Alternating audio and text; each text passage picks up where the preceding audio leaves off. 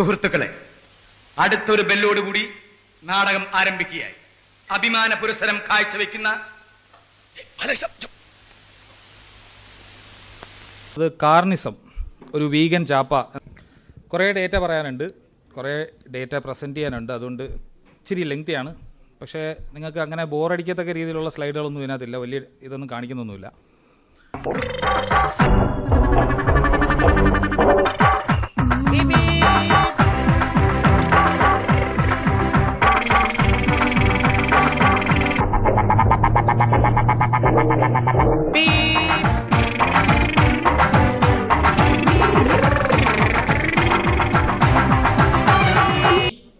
CO2 emission from deforestation byproduct ആണ്. ഓരോ product ഉണ്ടാക്കുന്നതിനനുസരിച്ച് കാർബൺ ഫുട് പ്രിൻറ്റ് എങ്ങനെയാണ് ഉണ്ടാക്കുന്നതെന്നുള്ളതാണ്. ഇത് ഇന്ത്യയിലെ കണക്കാണ് ഞാൻ ഇട്ടിരിക്കുന്നത്.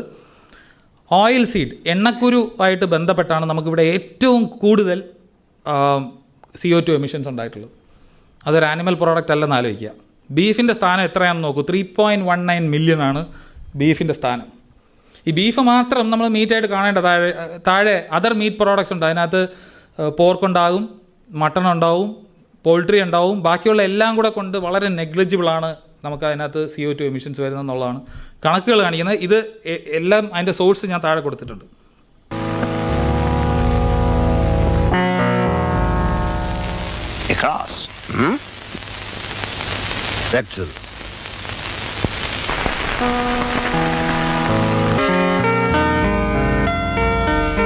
ഇത് തലയല്ലേ?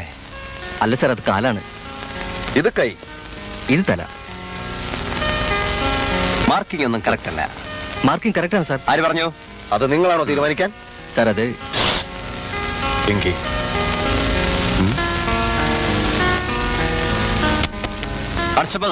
മടുപ്പവതു പടട ലഗാർ അനധരി ചജടു എന്ന് വെച്ചാൽ എന്താ? എനിക്ക് ഒരു പിടിയും കിട്ടണില്ല. മലയാളല്ലേ? അച്ഛനും മലയാളം തന്നെയാണ്. നമ്മൾ ഈ പറയുന്നത് പോലെയുള്ള കൺസംഷൻ ഒന്നുമില്ല. എൻവയോൺമെന്റിന് അത്രയും ദോഷകരമായിട്ടൊന്നും ഉണ്ടെന്നുള്ളതിന് യാതൊരു തെളിവും ഇല്ല എന്നുള്ളതാണ് സത്യം. അപ്പൊ അതിന് വേണ്ടിയിട്ട് വീഗനായിട്ട് കാര്യമില്ല. ഒരു എവിടെയോ എന്തോ ഒരു തകരാറ് പോലെ. നമ്മൾ ഈ പറയുന്നത് പോലെയുള്ള കൺസംഷൻ ഒന്നുമില്ല. എൻവയോൺമെന്റിന് അത്രയും ദോഷകരമായിട്ടൊന്നും ഉണ്ടെന്നുള്ളതിന് യാതൊരു തെളിവും ഇല്ല എന്നുള്ളതാണ് സത്യം. അപ്പൊ അതിന് വേണ്ടിയിട്ട് വീഗനായിട്ട് കാര്യമില്ല. ഒരു ചേട്ടന് ഇതിനെപ്പറ്റി വലിയ ധാരണയില്ലല്ലേ?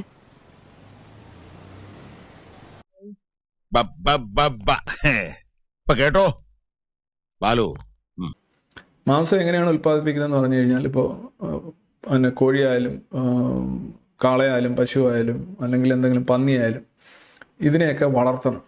മൃഗസംരക്ഷണം, മൃഗങ്ങളെ വളർത്തണം, കന്നുകാലി വളർത്തൽ, അവയ്ക്ക് ആഹാരം കൊടുക്കണം, പിന്നെ അവയുടെ വിസർജ്യം, ഇതെല്ലാം കൂടെ വെച്ച് നോക്കുമ്പോൾ ഈ ആഗോളതാപനത്തിൻ്റെ ഏതാണ്ട് 1/3 മുതൽ ചില കണക്കുകളനുസരിച്ച് 40% കോൺട്രിബ്യൂട്ട് ചെയ്യുന്നത് ഈ കന്നുകാലി വളർത്തലും ഈ ആനിമൽ ഫാമിങ്ങുമാണ്. ഈ ഒരൊറ്റ കാര്യം കൊണ്ടാണ് നമ്മളുടെ ആഗോളതാപനം ഇത്രയധികം വർദ്ധിക്കുന്നത് എന്നുള്ളത് തർക്കമറ്റ സംഗതിയാണ്. എന്താ എന്തുപറ്റി? അല്ലണ്ണ, കുറച്ചു നേരമായിട്ട് ശ്രദ്ധിക്കായിരുന്നു. ചെറുതായിട്ട് സംസാരത്തിൽ എവിടേക്കോ ഒരു അപകട സൂചന. അതൊക്കെ സാറിന്റെ വെറും തോന്നല. ടെൻഷൻ ഉണ്ടല്ലേ? സത്യം പറഞ്ഞ നല്ല ടെൻഷനിലാണ് ഞാനിവിടെ വന്നത്. മാത്രമല്ല, അതിന്റെ വൈക്കോല് ഭക്ഷണം കണ്ടെത്താൻ തന്നെ കൃഷി ചെയ്യേണ്ടി വരുന്നു. കൃഷി ചെയ്തും അതെല്ലാം സസ്യമാണ്, അത് വൈക്കോല് അതേപോലെ പുല്ലൊക്കെയാണ് തിന്നുന്നത്. അപ്പം എന്തുകൊണ്ടും ഈ മാംസാഹാരം നമ്മൾ കഴിക്കുമ്പോൾ നമ്മുടെ അതിന്റെ കാർബൺ ഫുട് പ്രിന്റ് എന്ന് പറയുന്നത് വളരെ വലുതാണ്. അതുമൂലം ഉണ്ടാകുന്ന വ്യത്യാസം, കാലാവസ്ഥയിൽ ഉണ്ടാകുന്ന വ്യത്യാസവും.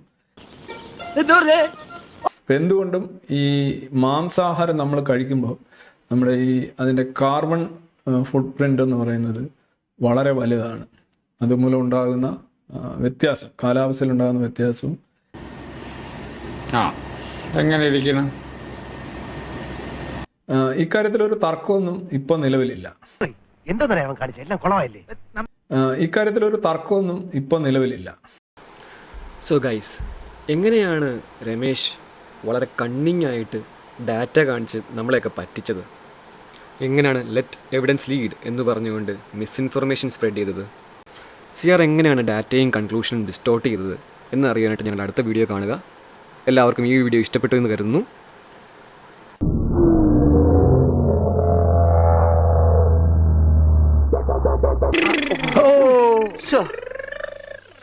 വെറുതെ കൊതിപ്പിച്ച് അല്ലേലും ഇവനൊന്നും ആവശ്യത്തിന് ഉപകരിക്കില്ല. ഞാനൊരു മണ്ടനാണെന്ന് നിനക്ക് സംശയം തോന്നുന്നുണ്ടോ? മുമ്പ് എനിക്ക് അങ്ങനെ സംശയം ഉണ്ടായി, ഇപ്പൊ ഉറപ്പായി. നിന്റെ അല്ലടാ അവനെ. മായക്കുട്ടി നീ വാ. എന്താ നീ എന്തിനാ പഠിക്കണേ? ഫൈനൽ ഇയർ LLBക്ക്. അതല്ല ചോദിച്ചത്, നീ എന്തിനാ പഠിക്കണേന്ന്. നീ ഒന്നും പഠിച്ചിട്ട് ഒരു കാര്യമില്ല, വെറുതെ കോളേജിന്റെ പേര് കളയാനായിട്ട്. അയ്യേ പഴയ പണിയൊന്നും വീണ്ടും തുടങ്ങിയിട്ടില്ലല്ലോ? ഇല്ല സാർ, ഞാനിപ്പോ ഒരു പുതിയ മനുഷ്യനാണ്. 100% സൽസ്വഭാവി. വേണ്ടാത്ത പണിക്ക് വല്ലതും പോയാൽ ഇടിച്ചതിന്റെ പരിപ്പിളക്കം മനസ്സിലായോ? ഒപ്പിട്ടിട്ട് പൊക്കോ.